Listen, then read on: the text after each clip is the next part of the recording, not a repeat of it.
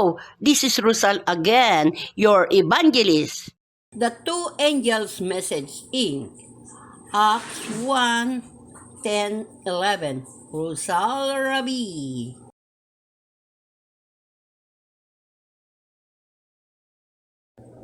The two angels' message in Acts 1, 10, 11. This would be the name of my ministry. I will make other one.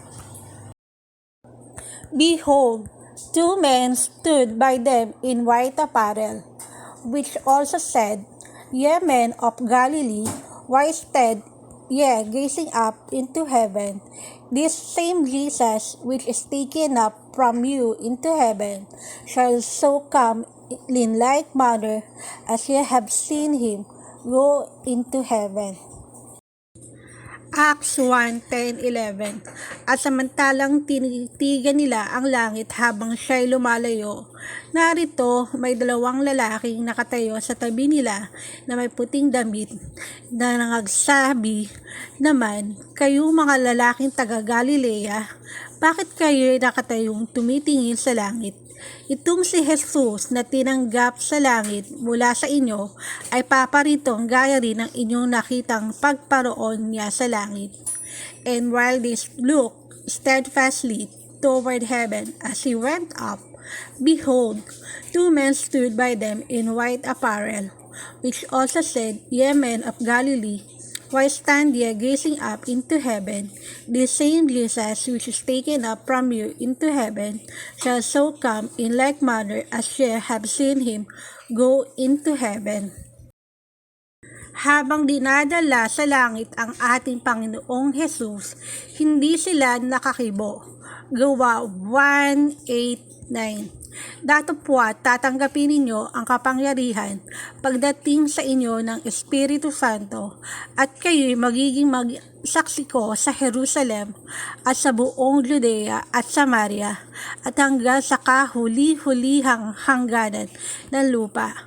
At pagkasabi niya ng mga bagay na ito, nang siya'y tinitingnan nila, ay dinala siya sa itaas at siya'y tinanggap ng isang alapaap at ikinubli sa kanilang mga paningin.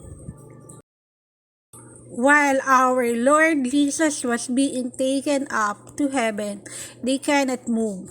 Acts 1:8-9.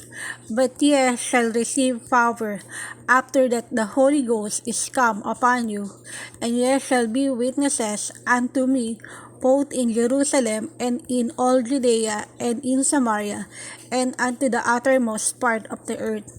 And when he had spoken these things, while they beheld, he was taken up, and a cloud received him out of their sight.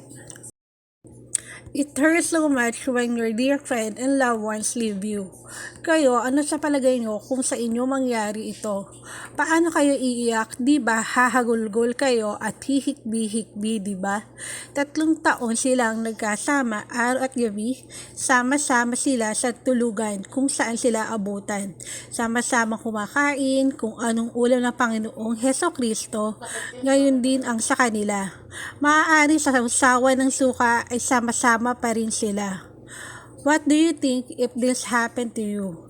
How would you cry? Wouldn't you cry and sob? Wouldn't you? They spent 3 years together, day and night, helping each other wherever they could, eating together. What dish of the Lord Jesus Christ is now also theirs. Maybe in the vinegar sauce, they are still together. People who became my friends, they cry when I leave. May mga taong sa akin ay umiyak talaga. Number 1 si Tercy, kapitbahay at kaibigan ko pa. Pinapagalitan ko siya pag nakikita ko sumasama sa mga nagiinuman sa mga tambay. Habang nakikita niya yung eroplano, kung sinasakyan patungo sa USA, humaghagulgol daw, sabi ng tiyo ko.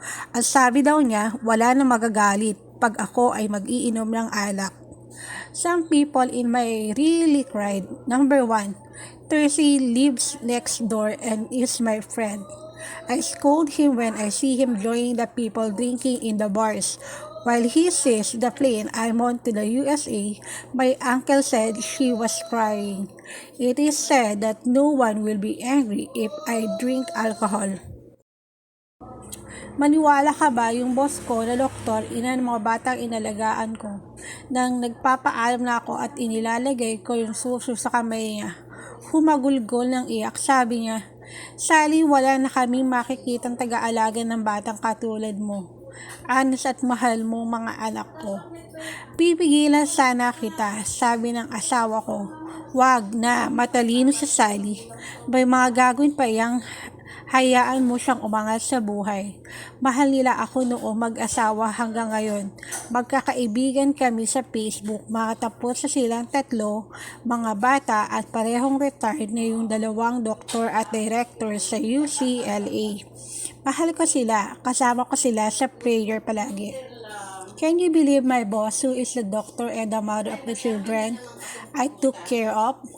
When I said goodbye and I put the key in her hand, she started crying and said, Sally, we will never see a baby sister like you.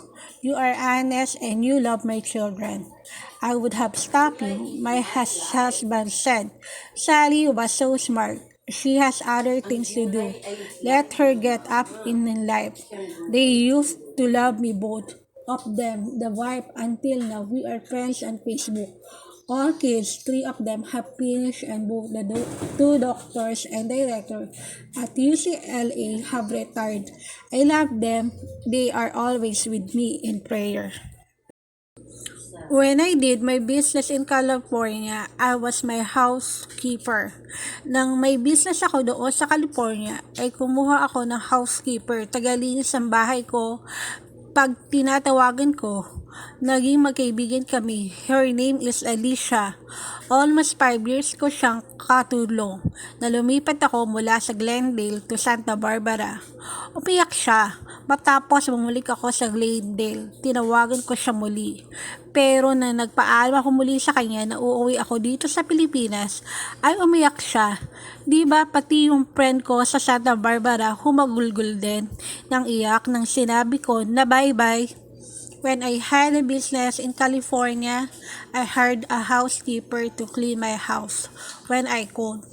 We became friends. Her name is Alicia. I helped her for almost 5 years. When I moved from Glendale to Santa Barbara, she cried after I got back to Glendale. I called her again, but when I told her goodbye again that I was coming home to the Philippines, she cried. She my friend in Santa Barbara. She cried too. Also cried when I said bye-bye. I am a kind person but I'm very strict. Mabait po akong tao pero stricta. Ayaw ko ng mga sinungaling at hindi honest. Pero hindi po ako plastic na tao. Hindi po ako marunong magkunwari. Sincere po akong tao. Kung maging kaibigan mo ako, saka mo palang ako makikilala.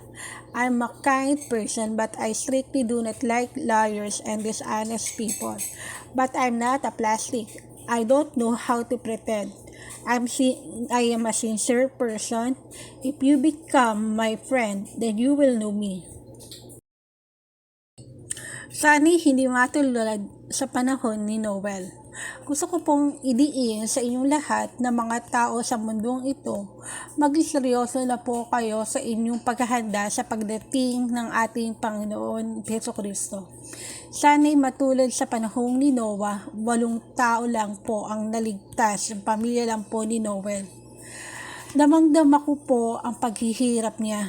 Kasi po, may lugar pa silang mga malapit sa kanila. Yung iba, umuwi at kumuha ng mga kayamanan nila na bumalik.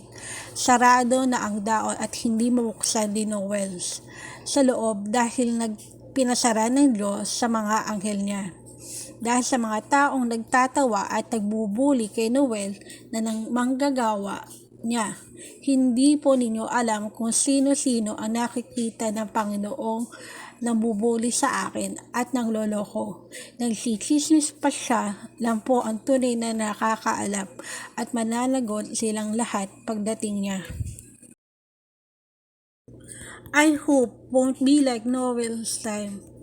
I want to emphasize to all of you people in this world, be serious in your preparation for the coming of our Lord Jesus Christ. I hope it's not like Noah's time. Only 8 people were saved, only Noel's family. I can feel Noel's suffering on how he lets people into his boat because they still have a place close to them. The others went home and took their treasures when they returned. The door was closed and Noel could not open it because God had closed it with his angels because of the people who laughed and bully Noah, who is his worker. You don't know who the Lord sees who is lying about me and lying, even gossiping. He is the only one who truly knows, and they will all be held accountable when He comes. Get ready to search in my written albums. May mga 700 albums na akong naisulat at may naisali na akong videos na 210 already in my YouTube channel. I have written 700 albums and I have translated some into videos then already in my YouTube channel. Thanks to all of you friends. Please watch, subscribe, likes, and share too from Angels Message Inc.